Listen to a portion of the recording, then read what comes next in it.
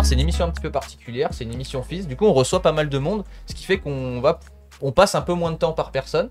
Mais on attend que tu viennes dans notre studio pour faire une émission vraiment complète. Je viendrai. Hugo, je viendrai. Le moindre truc. Mais là, ça va te chauffer et tu vas venir la semaine prochaine. C'est un truc comme ça. Écoute, on n'est pas un blabla après. Tu vas te présenter. Alors, tu te présentes, on a une petite vidéo de toi qui va apparaître. Vous me gâtez. Alors, Raphaël Chiquet, donc voilà. rider depuis más o menos 20 ans. Voilà, j'habite maintenant à côté d'Hossegor. J'aime bien les lunettes de cycliste, j'aime bien la mer.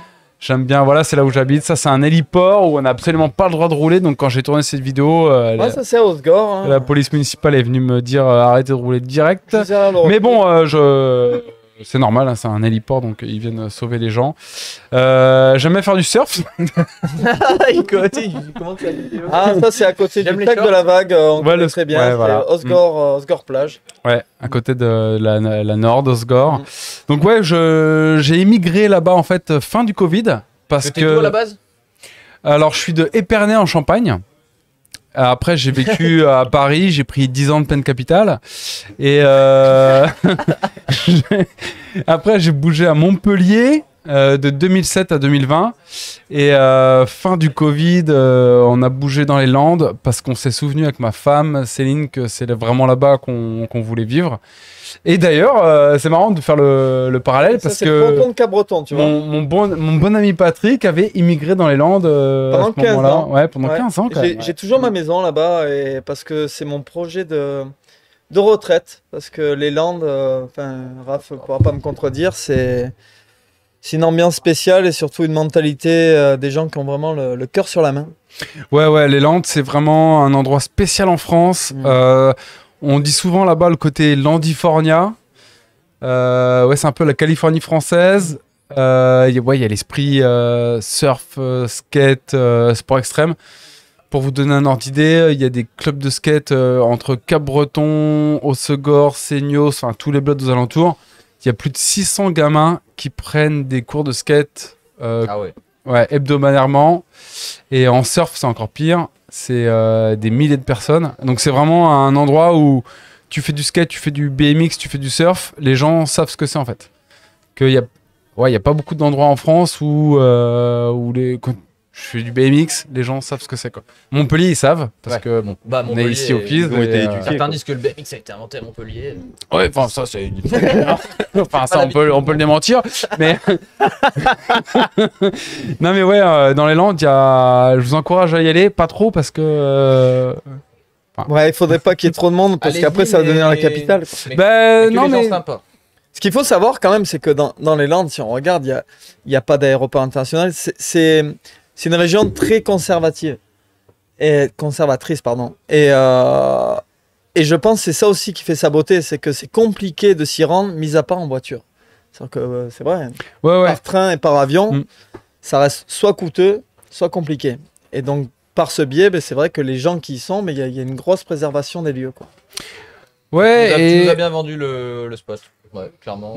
Et en fait, ça parle aux gens sûrement qui regardent ce type d'émission. Voilà, t'aimes le ski, le snowboard, les sports extrêmes, tu viens faire un tour dans les Landes. Par contre, tu respectes le spot, tu snackes pas les mecs sur la vague et tu respectes les règles en fait. Et tu fais pas de la merde. Et chez nous, il y a un truc vraiment très respectueux de l'environnement. Et il y a beaucoup de pistes cyclables, il y a beaucoup de gens bien pensants avec le côté environnemental et tout. Donc si tu viens chez nous, tu dois t'adapter aux règles et voilà. Il y a ce côté sportif.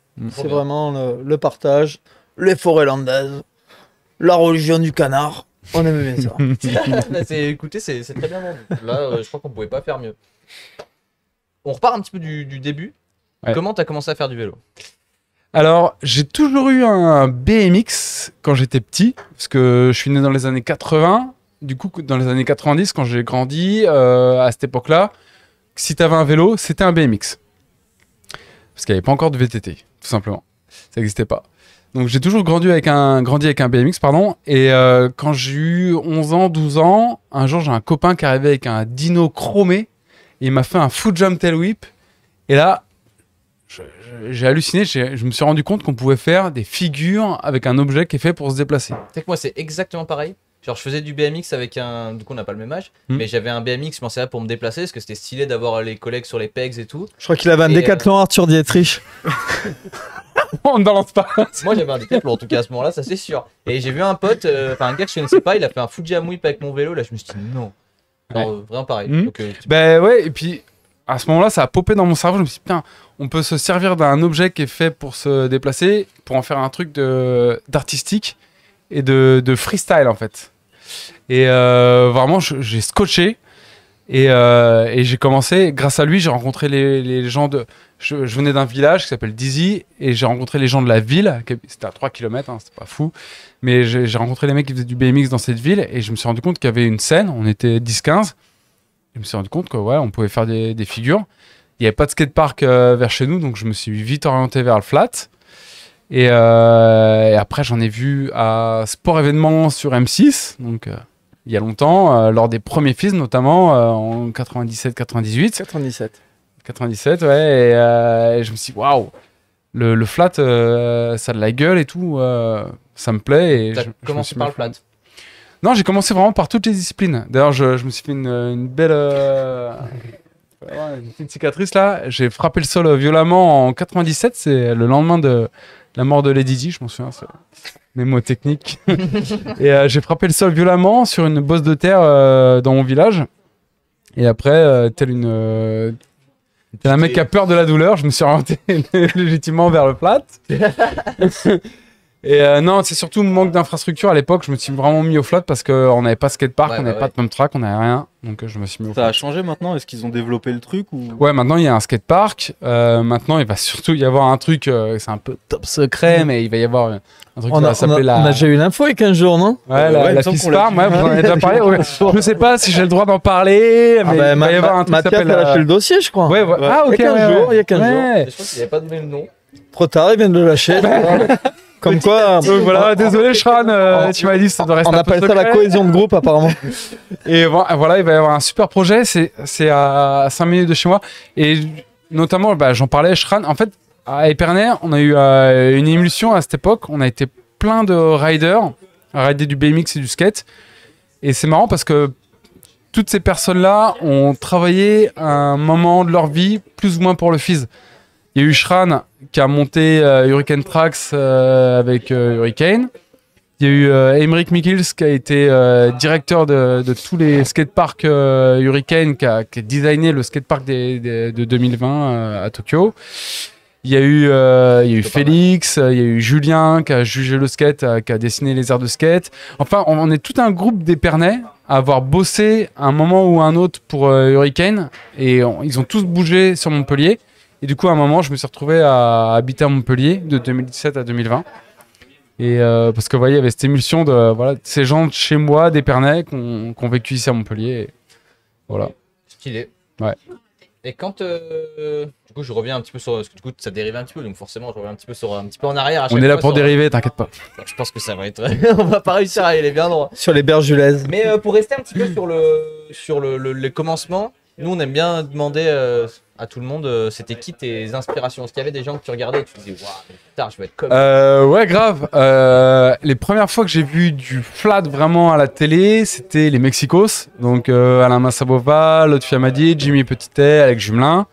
Et c'est à l'époque où vraiment c'était la vague creuse du BMX, mais le flat français rayonnait à l'international, notamment grâce à ces 4 gars-là qui faisaient l'X Games, parce qu'il faut savoir que Lionel Cardozo a fait l'X Games en 95 ou 96, je crois. Voilà. Après, Alex a suivi, a fait l'X Games à l'époque. Et moi, à l'époque, on n'avait que les magazines, il n'y avait même pas encore l'ère Internet, tout ça.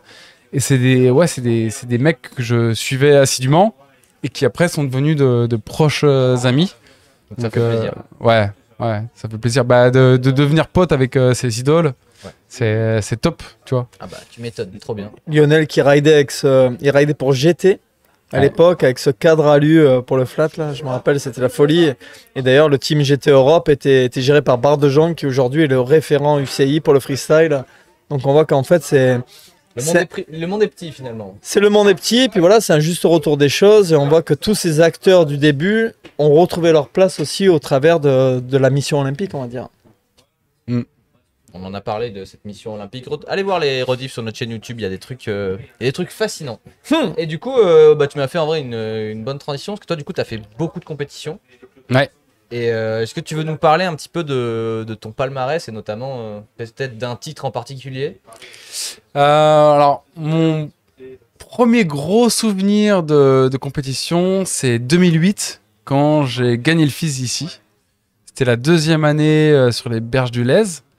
Et en 2008, j'ai gagné, et c'était la première fois que je gagnais une compétition internationale. Donc, moment magique. Ça pétille encore dans j'en parle encore avec émotion, parce que j'ai jamais été un mec qui trustait les podiums. J'ai toujours été un peu un foireur en compétition, parce que j'ai toujours eu du mal à gérer le stress. Et je me suis jamais vraiment entraîné pour les compétitions, à répéter mes runs de 3 minutes, etc. Moi, j'ai toujours été un peu freestyle et advienne que pourra, on y va et voilà quoi. Et en 2008, j'ai gagné et c'était un super moment. Et du coup, c'est à ce moment-là, tu t'es dit, faut que je m'investisse plus en termes de rigueur. Oh non, j'ai continué sur ma lancée. Après, attention, parce que monsieur va pas se vanter, mais t'aurais pas été champion du monde, toi? Voilà. Peut-être une fois. Bon, ça aurait été une petite fois. C'est un malentendu. Comment? Il met le FIS au-dessus des championnats du monde. C'est exactement ça. C'est pour ça que j'ai envie de dire. Parce que le FIS, c'était la première fois. Championnat du monde, ça m'arrivait exactement. 2009? C'était à Cologne en 2009. Ouais. C'était un petit peu plus d'1 an après le FIS 2008. Et je venais de commencer à travailler pour Monster Energy. Au lancement en 2009, en mars 2009. Et donc, je commence ce nouveau job. Donc, je me dis, waouh, c'est super, je chope un job qui est dans le milieu de l'industrie, action sport. Donc, je continue à voir mes potes du BMX, mais je travaille dans cette industrie. J'ai pas de diplôme, j'ai même pas le bac à l'époque. Je me dis, ouais, c'est génial. Et je m'investis corps et âme dans ce nouveau job. Et il se passe que je gagne les Worlds en juillet, alors que je ne roule plus depuis 2-3 mois. Bon, Le talent. Ouais, un peu de chance, beaucoup de gens qui foirent, et aussi parce que ce jour-là, j'ai peut-être été touché par la grâce, je sais pas, il se passait un truc. Et c'est aussi des années de practice qui m'ont emmené vers une voie vraiment originale. Moi, ce qui me faisait vibrer dans le BMX, ce qui me fait toujours vibrer, c'est de créer mes propres mouvements. Et à cette époque-là, j'avais vraiment mes propres mouvements dont j'ose espérer que beaucoup de gens sont inspirés depuis. Comment s'appelle ce move? Stubble Duck? Le Stubble Duck Gerator, qui est un recyclage d'une vieille figure des années 80. Le rap miniature, et c'est vrai que c'est magnifique. Et c'est ce qui lui octroie aujourd'hui des mollets énormes. Alors, bon... Ouais, voilà. Parce qu'il faut savoir que Raphaël a des mollets de compétition. Ah, c'est des bouteilles de champagne. C'est vrai que t'as des sacs. Ouais, je dirais même c'est des magnums de champagne. Les routards, ils sont jaloux. C'est vrai que, ouais, bravo. Alors qu'à côté, moi j'ai juste une canette 33 centilitres. C'est vrai que l'un à côté de l'autre, tu as les plus gros mollets qu'on a reçus dans cette émission. Voilà, écoute, tant que c'est pas les plus grosses chevilles. Et il faut savoir une chose, c'est que quand même pendant les Worlds, et c'est là où c'était la folie, c'est qu'il y avait toujours ce côté délire. Et je me souviens de Raph, parce qu'il y avait toujours des conneries sur le parking. Et lui, c'était le roi. C'était même pas le Fuzzbury. Il faisait le saut en ciseaux, le saut en hauteur, parce qu'il y a toujours des concours débiles entre les contests. Et Raph, j'ai ce souvenir de lui. Il a une détente de malade. Bah, je faisais de l'athlétisme. Voilà. Donc à la base, en fait, j'ai eu une carrière d'athlète. J'ai fait du saut à la perche. J'ai même fait les championnats de France de saut à la perche en minime. C'est vrai. Il a passé le cap des 2m40. Non, à l'époque, je faisais 3m80. 3m80 par hauteur. En hauteur, ouais, avec une perche quand même. En longueur, ça aurait été le saut en catapulte. Et ouais, mais j'adorais le saut à la perche parce que c'était un peu le seul truc un peu technique, un peu freestyle de l'athlétisme qui... De l'athlétisme freestyle. Ouais, voilà. Exactement. Ouais. Et je suis tellement fan de Renaud Lavillenie et maintenant de Mondo, le mec à le record du monde là. J'adore toujours les regarder parce que pour moi c'est le truc le plus technique de l'athlétisme où il suffit pas d'avoir il faut de la puissance, il faut de la force, mais il y a un truc hyper technique, hyper joli, hyper gracieux. T'as jamais fait BMX plus la... C'est dans les tuyaux, t'inquiète. Oui, j'étais en train de dire, mais attends. Il s'est créé une perche au niveau du guidon, il va arriver, il va partir en rank 5 et ça va l'éjecter à peu près à 4 mètres. Il va se passer des choses, t'inquiète pas. On n'a pas d'autre parce qu'en plus il est très créatif le garçon. Ouais. Ben moi c'est vraiment toujours ce qui m'a fait vibrer la création quoi. Créer mes propres moves et après les montrer au public et maintenant je suis tellement reconnaissant de tout à l'heure j'étais au spot à Antigone là juste à côté à Montpellier et je vois des plus jeunes qui font mes moves et je suis pas en mode hater sans ah il m'a copié et tout. Non, je suis tellement content qu'il y ait une copie et que ça se transmette et que voilà ça va. C'est beau. Ouais. Non mais c'est beau. Et du coup tu participes au FIS cette année? Oui. Je suis en pré-retraite. À 24 ans. Oui bon j'ai 24 ans mais non mais oui je participe au FIS mais je suis plus dans l'optique de gagner cette compète. Je le fais parce que j'adore ça en fait. Je peux pas m'en passer. Ouais. Je peux pas prendre ma retraite. Spectateur. Non, je peux pas venir ici regarder les copains rouler. J'adore être sur scène, sentir le public, leur transmettre ma joie de vivre et ma passion. C'est ce qui me fait vibrer quoi. Je suis pas à me dire à 40 ans je prendrai ma retraite et non mais ouais. Ça se trouve, j'en ferai jusqu'à l'année prochaine. Ça se trouve, j'en ferai jusqu'à 60 ans. Je sais pas. Tant que je kiffe et que j'adore transmettre ce truc au public et que le public me rend, je le ferai. J'ai pas envie de ce vieux con qui reste pour toujours sur scène et qui s'accroche au rêve de devenir champion du monde. J'ai déjà été, en fait. Je m'en fiche. J'ai plus rien à prouver et je suis là pour kiffer, en fait. Après, tu feras comme Patrick. Entraîneur. Mais pourquoi pas, ouais. Bah, j'entraîne au quotidien, donc... Exactement, et puis je pense que l'essentiel, c'est ce qu'il vient de dire, c'est que si tu es capable d'avoir de la transmission, et si toi, tu as envie de continuer à rouler et de kiffer, bah, c'est là où tu as tout gagné. C'est que faire les choses avec son cœur, et je pense que c'est ça aussi qui nous rallie et qui fait qu'on peut se ressembler, c'est la passion. Voilà, il n'y a pas d'autre mot. Grave. Et le jour où tu n'as plus la passion, mais c'est le moment où il faut arrêter. T'arrives toujours à sortir des phrases philosophiques. Putain, mais c'est fou. J'ai envie de challenge. C'est quoi? Je pense qu'il faudrait que je sois psychologue. Ou sinon, musicien, chanteur, transition. Mais il est très bon musicien! Mais je crois qu'il paraît que... Mais il est très bon musicien! Il a sorti quelque chose. Et c'est là que je me dis qu'on aurait pu faire un truc tous les deux. Mais... On va. Guitare, chant, on va se faire des petites impros parce que tous les deux on est musiciens. et Raph a un côté qui est très créatif. Donc t'as sorti un son. Et ben aujourd'hui même, ouais. Ça m'a surpris, tu vois, parce que quand on a commencé à discuter de l'émission, je vois un message, ouais, on peut passer mon son. Je dis, attends, qu'est-ce que j'ai loupé? Qu'est-ce qui va ragouiner dessus? Et non, alors je l'ai écouté. C'est sorti tout à l'heure, si je dis pas de bêtises. Ouais, aujourd'hui, ouais. Et moi j'ai trouvé ça énervé, en toute honnêteté. Merci beaucoup. On peut se l'écouter, hein, s'ils sont. Ah ouais. Ça arrivera. Tu m'as caché ça? Aujourd'hui, tu as créé un son? Et il est sorti aujourd'hui. Oh, mais ça s'appelle Sur toutes les plateformes. Bien sûr. T'as pas suivi? T'étais sur l'air de street, l'air de parc. Par Mons et par Vaux. T'as fait ça tout seul ou avec un groupe? Parce que je crois que Eh ben, j'ai fait ça avec mon groupe qui est moi-même. Et tu t'es du coup autoprogrammé les chiquettes. Ouais, alors ça, c'est une longue histoire. Il y a peut-être un but d'évolution. Ouais, voilà. Ça va évoluer. Okay. Et en fait, ça m'a pété. Je fais de la guitare depuis que j'ai 10 ans environ. Parce que mes cousins à l'époque étaient super guitaristes et m'ont transmis la passion. Et j'étais fan de mon cousin Julien qui a 4 ans de plus que moi. Il avait déjà un groupe à 14 ans et bref.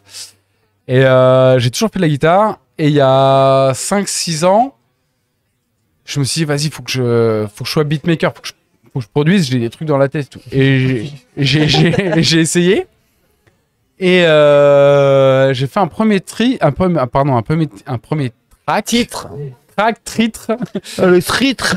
C'est pas le track c'est le en 2019 que j'ai mis d'ailleurs pendant mon run à Montpellier. Et qui est super, franchement. Le premier, ouais. Ah, et du coup, sans chant. Sans chant, ouais. Que de... Et j'arrivais pas à écrire. À l'époque, je n'arrivais pas à mettre des paroles sur ce que je produisais. Et j'ai commencé après des dizaines de projets sur Logic sans que rien n'aboutisse. Et l'année dernière, en juillet, je me suis marié. Et on a eu une période folle pendant 3 mois où tout coulait, tout était génial. Tous les potes sont venus nous voir chez nous, la famille, tout ça. Et je me suis... Enfin, j'ai été touché, je pense, par la grâce et l'inspiration. Et en septembre, j'ai commencé à composer un titre. Et j'arrivais pas à trouver des paroles. Et un coup... Ah, on a le son. Voilà, ce son... Ouais, ça danse fort derrière. Il y a une ambiance, il y a tout le monde qui se ramène. Et comment j'ai trouvé les paroles, comment j'ai trouvé l'air, c'est fou, mais j'allais au cours de race de mes enfants à Anglette, donc j'ai 30 minutes de route, et je leur dis, ah, écoutez, c'est la version instrumentale du truc, faut que je trouve des paroles, et là j'ai mon Apple Watch, je fais une note vocale, et j'essaie des paroles, des trucs, j'essaye un yaourt, et là je trouve des paroles et tout, je trouve un truc. Je rentre chez moi, je mets la note vocale sur le logiciel, ça sonne et tout, je réessaye des paroles, j'écris des paroles en anglais, et là tout coule, en fait, tout est venu en quelques minutes, quelques secondes. Ça c'est. Ouais, je me suis dit, ouais, génial. Et après, j'ai eu des très bons retours, j'ai mis cette chanson au championnat du monde à Abu Dhabi, où j'ai fini dernier. C'est pas la chanson qui lui a mis l'œil. Hein. Avec les paroles aussi. Avec les paroles, tout, mais en fait, je me suis mis dans un mood à partir de septembre où je me suis dit, vas-y, j'ai envie de faire de la zik, quoi. Genre, ça me pend au nez depuis. Je suis tellement mélomane depuis que je suis gamin, j'écoute tout style de zik, j'écoute du classique. Il a dit mélomane, pas pyromane. Hein. Non, mais j'écoute tout. Vraiment, j'adore tout, quoi. Je peux écouter du hardcore comme je peux écouter du slow. Bref. T'as écouté le dernier Michel Berger? Non, mais j'adore Michel Berger, pour moi, hyper grand parolier de... À ce qui paraît, il va pas revenir. Hein. J'ai pas relevé cette blague, ouais, bon. Mais ouais, Rico, il a raison. À quand un feat avec Lil Moine, du coup?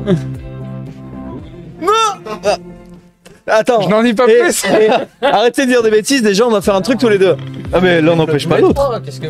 Non, mais on va tout faire, Mais on va tout faire, mais c'est des choses mon crescendo. Alors, Lil Moine est venu à la maison il y a un mois. Ça a pris quelques années. Et en fait, on s'est dit, ouais, on va faire un truc. Et ben oui, moi je suis le plus grand supporter de Lil Moine, j'adore ce qu'il fait. Tu ce qu'il fait. Et vraiment, Et grosse progression, hein. C'est de mieux en mieux en fait. Et je lui dis depuis des mois, des années. Bravo pour la musique. Je lui dis, toi, tu seras une rockstar un jour. Et j'en suis persuadé. Ouais, c'est le mélange entre la rockstar et la rapstar. Bah oui, j'ai déjà vu en concert. Mais c'est une bête de scène. Et vous avez vu les stories qu'il a mis là il y a quelques jours là, ou les posts qu'il a mis sur Instagram.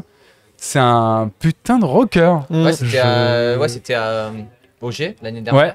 On y était, mais c'est une bête de scène. C'est clair. Et je dis pas ça parce un vrai rocker qu'on le soutient, tu vois, mais vraiment c'était impressionnant. Ouais.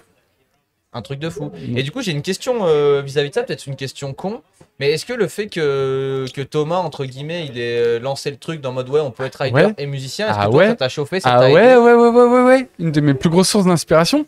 Il m'a regardé sur un événement ou sur une soirée ou quoi. Il m'a dit, quand est-ce qu'on part en tournée en tourbus tous ensemble? Et je te promets que ça fait partie des personnes qui m'ont... Ouais, ça a fait des étincelles là-dedans. Et je me suis dit, putain, il a vraiment trop raison. Et ça m'a vraiment motivé. Hein. Enfin, il a grave validé, il a grave partagé. Et c'est un de mes premiers supporters. Et merci Lille. Il y a les émotes dans le chat, voilà. Et on va sûrement faire des trucs ensemble. Et tous ensemble. Avec grand plaisir. On peut vous organiser une soirée live. Alors, par contre, lui... Moi, je produis, je compose tout ça. Par contre, lui, c'est The Voice. Attention, il a une voix... Moi, je chante. Lui, c'est The Voice. Non, c'est pas il chante, c'est The Voice. Mais on va faire plein de choses. Oui, on va... Et bientôt, à l'occasion, on fera Mais Thomas parlait dans... Parce que du coup, Thomas, pour ceux qui nous découvrent, parce qu'on est sur la chaîne du Fizz, on a fait pas mal d'émissions avec Thomas. Et justement, Thomas nous disait dans une émission qu'il aimerait bien... faire une genre de mixtape avec tous les gens puis, qui imagine, font de la musique. tu fais un feat qu'avec des riders, des gens qui sont passionnés de musique. Mixtape, carrément, Je t'imagines? pense que tu peux faire un truc de ouf. Après, voilà, on a tous des univers et comment on va dire, des sensibilités différentes au travers de la musique. Et il y a moyen de faire quelque chose qui soit vraiment rigolo. C'est-à-dire que moi, je suis vraiment très axé rock. Et toi, tu es vraiment à l'entre-deux parce qu'il a des trucs qui sont entre le old school et vraiment le new school. Il arrive à tout mixer. Et après, tu as Thomas qui arrive et qui est, on va dire, c'est la bombe du truc new générationnel, quoi. Donc c'est Thomas, il est vraiment dans l'ère actuelle où exactement. Le hip-hop a pris la pop. Maintenant, c'est du hip-hop. Exactement. Et Thomas, en même temps, il a ce côté, c'est un putain de rocker, quoi. C'est ça en fait qui est fou, c'est ce contraste, c'est qu'il a cette âme de rocker, mais il fait des trucs de rap. Et en fait, t'as le contraste qui, c'est une claque dans la gueule. Mais grave. Et son dernier son là, Johnny, j'adore. rock. J'adore. On a eu un exclu dans notre émission. Voilà, la première fois. Et en plus, Thomas. La première fois que vous l'avez entendu, c'était chez nous. Et en plus, Thomas, on s'est vu il y a un mois à la maison là. Il me monte des sons, il me fait tiens, regarde, j'ai découvert The Cure. C'est charmé. Je me mets mec. Tu connais les Zeppelin je les pense, tu vois. Ils ont brûlé tout le premier rang avec un Dragster. Non mais tu vois, il arrive avec son. Ça c'est rock. C'est un vrai rocker. Parce qu'il arrive avec son. Il est candide en fait. Il demande qu'à découvrir et il adore découvrir. Et j'adore ce personnage-là parce qu'il te prend pas de haut en disant non mais c'est bon, je fais du rap, moi vos trucs et tout. Non, lui il adore découvrir et là il découvre des trucs en ce moment. Alors l'autre jour il met une chanson, enfin il met une vidéo avec Brian Johnson Massacre. Ah c'est génial. Tu vois, et je me dis putain. J'avais trop envie de lui mettre un comment. Ah, tu vois, tu découvres BGM. Ça, c'est la vraie musique, gros. Je veux pas dire, mais sur le chat, il y a quand même il y a quelqu'un, Rico Sisbull. Je suis désolé, j'ai pas mes lunettes, je vois rien parce que je suis un vieux. Non, c'est bien ça. Et il a marqué faites-nous un tube dans l'été tous les trois. Ben, j'ai envie de dire, c'est un tube de l'été, tu vois, j'ai pas mes lunettes. Mais ça veut dire qu'il y a un challenge et qu'il va falloir. Ça nous pend au nez, Patrick. Écoute, ça c'est des trucs qui en plus. Ça nous pend au nez comme une caquine un jour d'hiver. Une caquine un jour de fils avec de la poussière. avec les platanes et l'allergie. Très allergique, le Guy. Incroyable. Et du coup, bah, c'est que le début pour toi. J'espère. Je fais pas de la musique pour réussir. Oui. Et comme j'ai jamais fait. Le premier son. Ouais, je fais ça pour m'amuser. Comme je m'amuse dans la vie, tu vois. En même temps, c'est pas ça qui fonctionne le mieux. Ouais, il est bon, ouais, bah oui, complètement. Enfin, moi, je vais au feeling. Je fais pas un truc pour être connu. Justement, pas les steaks en fait. C'est ça qui fait que ça fonctionne. C'est que tu le fais pour les bonnes raisons. Bah ça rend le truc authentique quoi en fait. Ouais bébé. Il est là, il balance. Arrête, tu vas me gêner. D'accord, les t-shirts avec les citations de Patrick. Les quoi, les concours de t-shirts mouillés, j'ai pas compris. C'est quand vous voulez, voilà, je suis chaud. Non mais trop bien en tout cas. T'imagines le tourbus? Lil One, Patoche. Mais là c'est pas un tourbus. Il nous faut un semi-remorque-bus. Ah, vous avez Team Bringer aussi dans le. Ouais. Mais direct. Le problème c'est qu'il bouffe beaucoup, donc il va y en avoir certains d'entre nous qui vont maigrir parce que putain, il faut le nourrir, Dorbiche quoi. Non mais on les prendra tous. Hein. Ah mais de toute manière, c'est clair. Lui là qui arrive là, mec, il sera là. C'est vrai, ça on comprend pas pourquoi il n'y a pas le troisième siège et il nous manque lui. Viens. On a besoin de cette nouvelle génération là. C'est vrai qu'il pourrait venir. Bah oui. On n'a pas assez de micro, mais on va se le partager. Bah ouais. Regardez, là on a un invité de marque quand même. Émission exceptionnelle. Et c'est ça qui est cool aussi, c'est mélanger les générations. Bah regarde, tu peux peut-être, regarde, on fait comme ça et tu peux monter le volume du micro jaune. Qui que v'là là? Comment il s'appelle celui-ci? Bienvenue. Maxime Orsini. Maxime Orsini. Hein. Maxime, c'est pas très corporate ce que t'as dans la main, non? Rider BMX voilà, qui est sobre, qui boit pas d'alcool parce que c'est pas bon pour la santé. C'est un ice tea. Voilà, ouais, moi je. Parce que c'est du recyclage. Et bonjour à tous. Hein.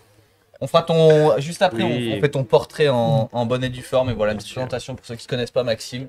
Émission de qualité. C'est quoi pour rester sur le Fizz? C'est la question qu'on a prévu de poser à tout le monde. Vous pouvez commencer à y réfléchir. C'est quoi le meilleur moment que tu as vécu au Fizz? Bah, ma victoire en 2008. Facile celle-là. Facile, plus de 2 points. Magnifique. Ouais. Et du coup, on finit toujours parce que du coup, je pense que tu l'auras compris, on t'attend de pied ferme. Il va falloir faire une semaine avec vous là si vous venez tous les deux. Mais on t'attend pour plus développer toute ta carrière et tout ce que tu fais. Mais on se finit, on aime bien. On a 5 questions qu'on pose à tous nos invités. Ok. Patrick, il les connaît. Tu souffles pas les réponses. Bah, ça peut pas être. Qui me parle? Une 5 questions qu'on pose vraiment les mêmes à tous nos invités. Vas-y, tac au tac. T'es prêt?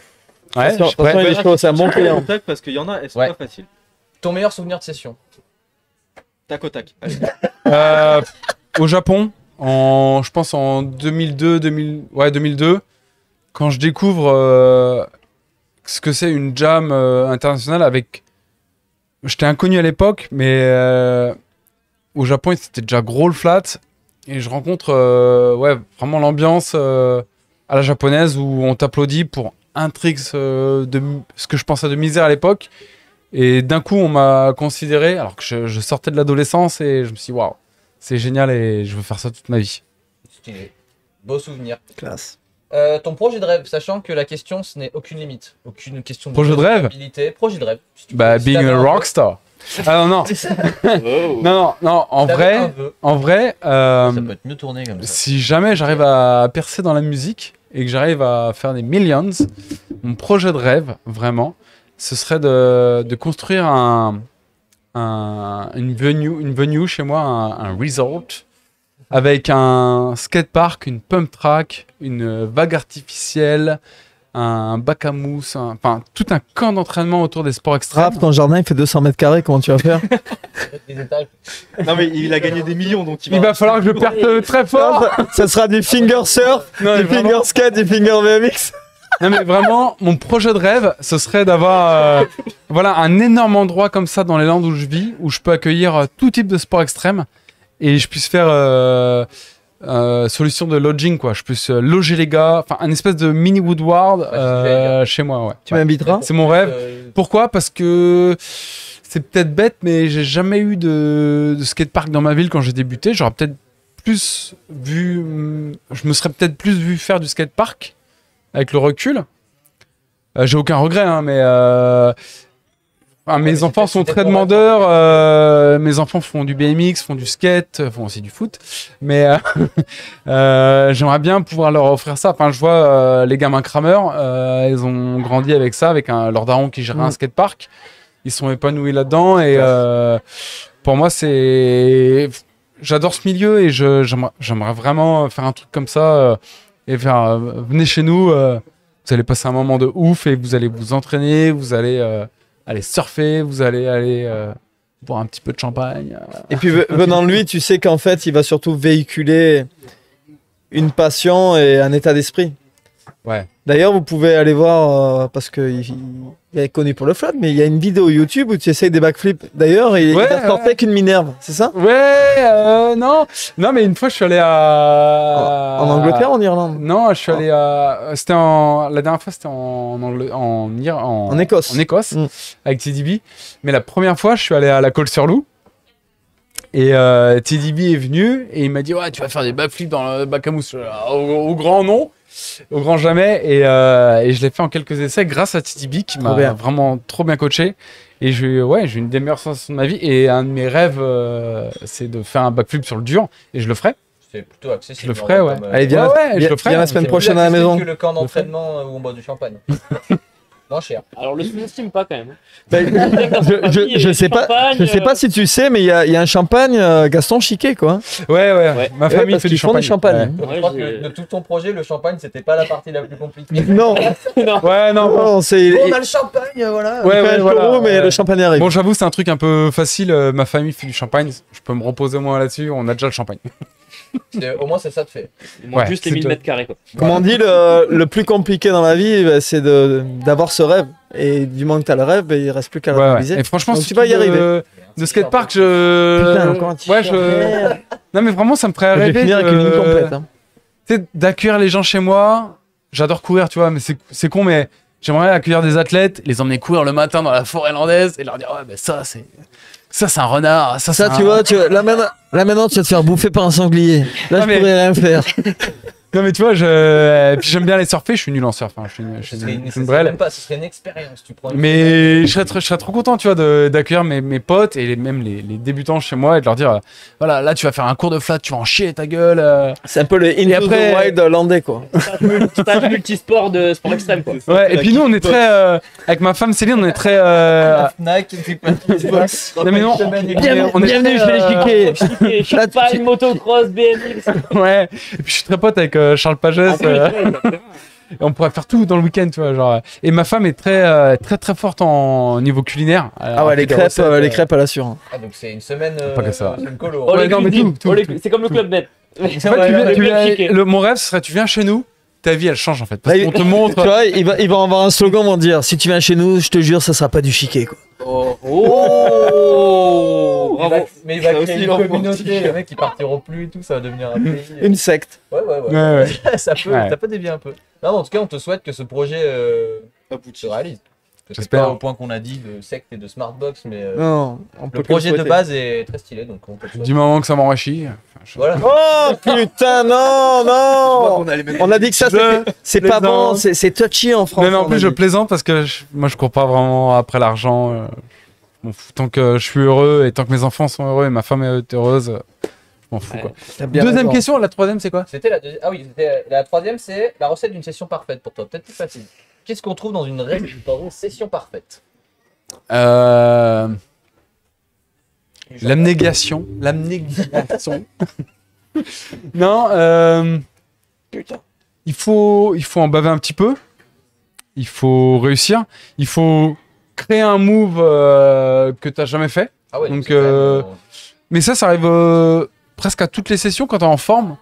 Tu dis, ouais, je me lance un petit défi, ça je vais le faire différemment. Et ça peut arriver à toutes les sessions. Si t'es vraiment en forme. Précise en flat quand même. Hein. Parce que BMX Park, si on inventait un trick toutes les sessions. Oui, tu peux lâcher un doigt. Il a raison, après tu peux faire dans l'autre ordre. Non, mais faire un truc un peu. Faire un truc un peu nouveau. Chaque session. Ouais, un petit truc un petit. Infime soit-il, un truc un peu nouveau. Parfaite, il a dit. Ouais. Ça peut être un truc en oppo, un truc un peu nouveau. Et d'être heureux en fait, de pas se sentir frustré, de pas avoir envie de jeter son vélo, un truc que j'ai pas fait depuis des dizaines d'années, mais en fait au moment où vous avez envie de jeter votre vélo, c'est que c'est déjà trop tard en fait. Il faut toujours éviter ça. Et j'ai jeté mon vélo, j'ai cassé des trucs, mais je le fais plus depuis des années parce que je pense que c'est un truc qui est très mauvais. S'il y a plus de sponsor, alors du coup il veut pas niquer ça. Ouais. Tout le matos il paye. Non mais t'es seul avec ton vélo, enfin le BMX ou le VTT ou bref, c'est les sports extrêmes, c'est une belle allégorie de la vie en fait. On est tous ensemble dans la société, mais on est tous tout seul avec notre vie et notre entourage autour. Et quand t'es seul sur le spot avec ton skate, avec ton BMX, avec ton VTT, t'es seul en fait. Et tu partages la session avec tes potes, mais t'es seul. Et si tu t'énerves avec l'amour de ton sport, avec l'objet, c'est que c'est trop tard en fait. T'as eu un cheminement psychologique qui est pas bon. Et encore une fois, je l'ai fait, hein, je condamne pas, mais il faut éviter ça, quoi. Donc pour moi, une bonne session, c'est passer un super bon moment. Et comme disait Patrick dans la dernière émission, oui, après une petite décompression avec les amis. Je vais te dire, il a dit une petite boîte aussi. Il a dit une petite boîte. J'ai dit une petite chute, ça te rappelle que t'as envie. Ouais, alors. C'est pas faux. Je suis d'accord, mais bon, en flat, on va pas se mentir, les chutes, elles sont pas folles. On va pas se mentir. Mais non, ouais. C'est cool d'avoir une session entre potes où on se motive et à la fin, on décompresse un peu et on parle d'autres choses du riding en fait. Il y a... Le riding, c'est bien, mais il y a d'autres choses dans la vie. Il faut parler de tout.